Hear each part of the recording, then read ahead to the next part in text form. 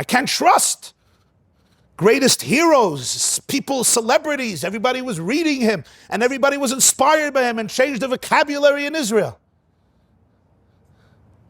But it came out that under the Nile River, dozens of women and men and boys and girls who were horrifically manipulated and exploited and abused. And it's so difficult for people, for good reason. We want to trust people. We want to trust role models. We want to trust authors, especially if your kids were inspired by a person. At such moments, you need vision, you need clarity. You have to understand that unfortunately, our society is a society with so much holiness and beauty. But inside our closets, inside ourselves, there's a lot of trauma, there's a lot of pain, and there's often a lot of unresolved tension and evil. And when good things are happening, those things are going to come out precisely because good things are happening. Precisely because there's a wave of inspiration and authenticity that it's going to spit out, and suddenly you find out that one person sadly fell prey to such horrible internal instincts that they could not control.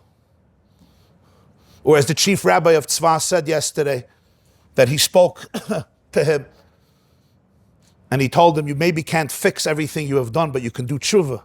You can apologize. You can become a role model of inspiration and talk about your mistakes. But he just denied everything. And in his words, Rabbi Shmuel Eliyahu, the chief rabbi of Tzfas, he said he was more addicted to it than people are addicted to drugs. And there was nobody to talk to. It's the sadness that teaches us what exists in each and every one of us. It's really a reflection of how cautious a person has to be. I heard this from a big Rav in Yerushalayim. He said there was once a Polish tzaddik, a Jew in Poland. They used to call him a Gute Yid, holy Jews, tzaddikim. He had his community, his chassidim, his disciples. And he was an old widower. He was 90 years old. His wife has passed away, so they had a bacher, a yeshiva boy, who helped him. He tended to his needs. He lived with him in the house, and they were there together. There was also a Polish shiksa, a Polish non-Jewish woman who took care of the house. She cooked, she cleaned, she did the laundry. She was 75 years old. One night, the bacher tells the tzaddik, this Polish Rebbe, I have an errand to do for 20 minutes. Do you mind if I go? I'll come back. He says, yeah, gesundheit. The bacher leaves. Of course, it wasn't 20 minutes. It's like when your husband texts you, I'll be home in 3 minutes.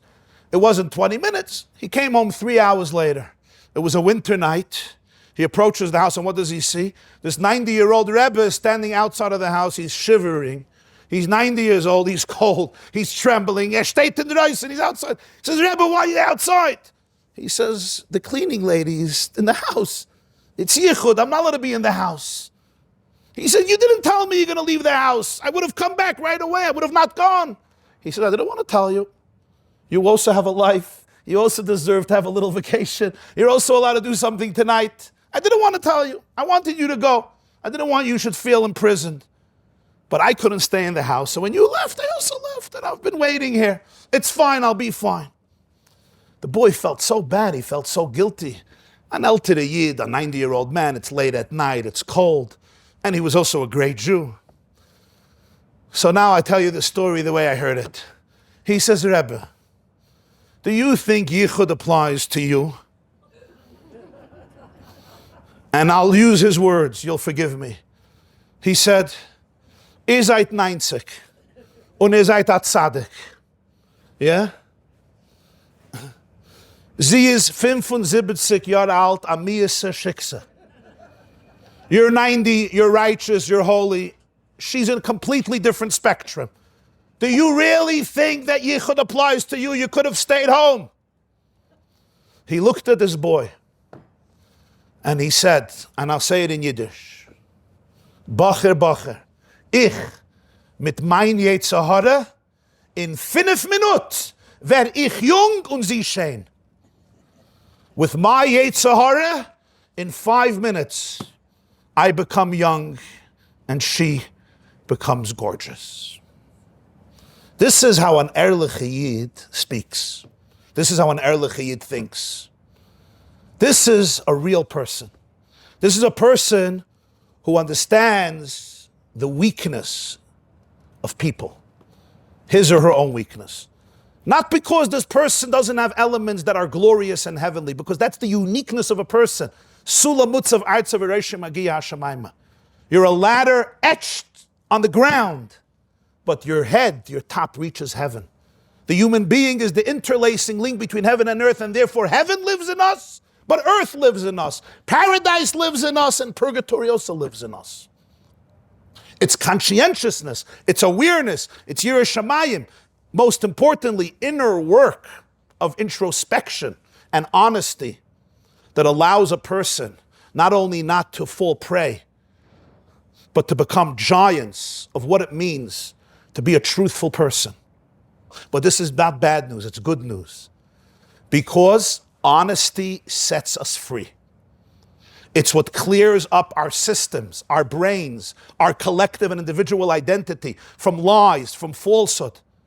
The ultimate truth of Hashem cannot dwell in a place of lies. It can't. And as long as we tolerate those lies, even though it's nice because nobody knows them, ultimately we're betraying everything. We're betraying reality. We're betraying our children. We're especially betraying the victims who lived with the secret of the Nile but couldn't talk about it because such a popular rabbi. So imagine that pain. So for a society to flourish, for a society to be real, we don't have to be afraid of exposing infections. It's like somebody telling the doctor, don't do the surgery, don't get rid of the infection, I don't like to see blood. Well, you know what? In 6 months you're going to die. Chas v'shalom. We have to expose it. If we don't expose it, what happens? Then innocent people suffer. Children suffer. Women suffer. Married people, single people. And nobody says a word. And nobody is even allowed to believe them. So not only are they murdered once, they're murdered twice when they come back and nobody believes them. Can't be, you're exaggerating. Real Jews have compassion for everybody. Even a perpetrator. Nobody understands the deep demons. But when I see that there's more compassion to a perpetrator than a victim, that drives me mad. The perpetrator has good PR. The victim never had PR for a day of their life. That's why they were victims. Where's the compassion to every victim that was emotionally murdered by a perpetrator? So when a society cannot talk about this in respectful but real terms, what does it mean? It means that we're destined to fall prey to this type of immorality again and again and again.